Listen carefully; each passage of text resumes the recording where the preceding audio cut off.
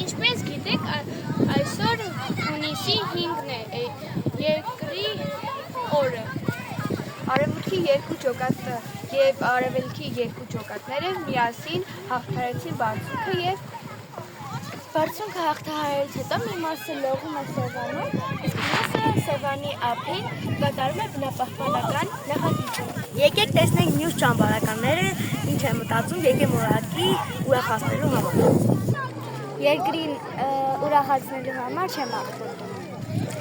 Երկիրը ուրախացնելու համար բույսեր եմ ջրում և ծառ եմ տնկում։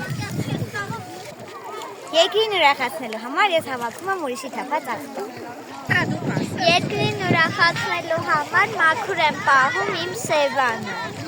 Երկիրը ուրախ պահելու համար ես ուտելիքի մնացորդները չեմ թափում։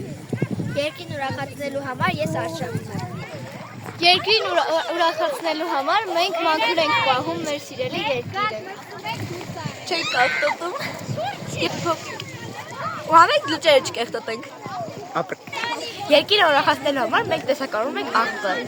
Երկիրը ուրախացնելու համար ես ամագի չեմ թափում Սևանալիճ ու պլաստիկ շիշեր և տոպրակներ։